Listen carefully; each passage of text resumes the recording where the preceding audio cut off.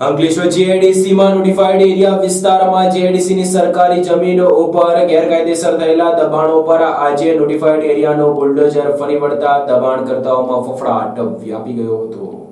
Ankleshwar notified રહેણાંક વિસ્તારમાં વર્ષોથી માલધારી પરિવારો દ્વારા જીઆઈડીસીની માલિકાની જમીનમાં બિનઅધિકૃત દબાણ ઊભું કરાયું હતું। તેના ઉપર આજે જીઆઈડીસી દ્વારા જેસીબી ફેરવી દેવામાં આવ્યું હતું, જેના પગલે 10 થી વધુ કાચા મકાનોને તોડી પાડવામાં આવ્યા હતા। નોટિફાઈડના રહેણાંક વિસ્તારમાં સરકારી જમીન પર ગેરકાયદેસર રીતે ઊભા કરાયેલ દબાણો દૂર કરવામાં આવ્યા હતા। અંકલેશ્વર જીઆઈડીસીમાં ગેરકાયદેસર ઊભા કરાયેલ દબાણ નોટિફાઈડ એરિયા ઓથોરિટી દ્વારા દૂર કરવામાં આવ્યા। અંકલેશ્વરની ચાણક્ય વિદ્યાલય સામે આવેલ જીઆઈડીસી નિગમની માલિકીના કોમર્શિયલ પ્લોટ ઉપર લાંબા સમયથી કરવામાં આવેલ દબાણોને ચાંપતા પોલીસ બંદોબસ્ત સાથે હટાવવામાં આવ્યા હતા। અંકલેશ્વર નોટિફાઈડ એરિયા ઓથોરિટી દ્વારા જીઆઈડીસીની માલિકીના અંદાજે 85,000 ચોરસ મીટરના પ્લોટ ઉપર માલધારીઓ પડાવ નાખી રહેતા હતા, તેને હટાવવાની કામગીરી હાથ ધરવામાં આવી હતી। દબાણકર્તાઓ સાથે ઘર્ષણ ન સર્જાય તે માટે ચુસ્ત પોલીસ બંદોબસ્ત સાથે રાખવામાં આવ્યો હતો। આગામી સમયમાં પણ જીઆઈડીસીના અન્ય વિસ્તારોમાં કરાયેલ ગેરકાયદેસર દબાણો દૂર કરવાની કામગીરી ચાલુ રાખવામાં આવશે તેમ નોટિફાઈડ વિભાગે જણાવ્યું હતું। મોડેથી બેઘર થયેલા કેટલાક માલધારી પરિવારના લોકોએ આ કામગીરીને તાનાશાહી સમાન ગણાવી હતી અને કોઈ આગોતરી નોટિસ આપ્યા વિના ઘરો તોડી નાખ્યા હોવાના આક્ષેપો કર્યા હતા।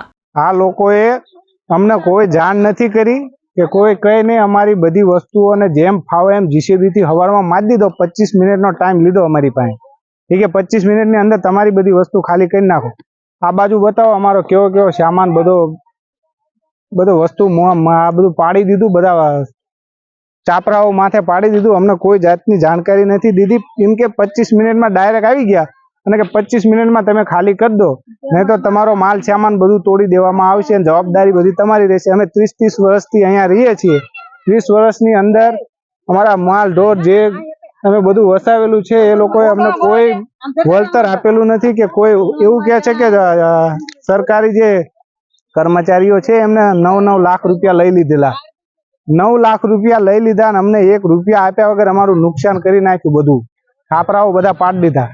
હવે કે કોઈ અમને કોઈ વ્યવસ્થા નથી। સરકાર હવે રક્ષક ને ભક્ષક બની ગઈ છે અને અમને કોઈ જગ્યાએ કોઈ અમને આશય નથી આપ્યો કે કોઈ અમને રહેવા કહેવાની કોઈ જગ્યાએ નથી આપી કે નથી કોઈ અમને સહાય આપી। હવે આ બધા નિરાધાર થઈ ગયા। હવે કઈ જગ્યાએ જવું એ વિચારે છે બધા। 30 વર્ષથી અમે રેવી છીએ, ચૂંટણી કાઢે અમારા આયના જ છે, વોટિંગ અહીંયા જ કરીએ અમે।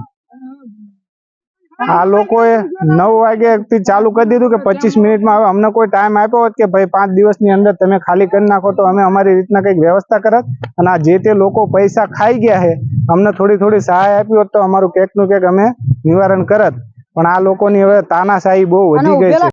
આજ રોજ જીઆઈડીસી નોટિફાઈડ દ્વારા જીઆઈડીસીની જમીનમાં થઈ રહેલ દબાણને પોલીસ પ્રોટેક્શનની લઈને દૂર કરવામાં આવી રહ્યું છે, જેમાં પોલીસ દ્વારા સારો સપોર્ટ મળેલો છે।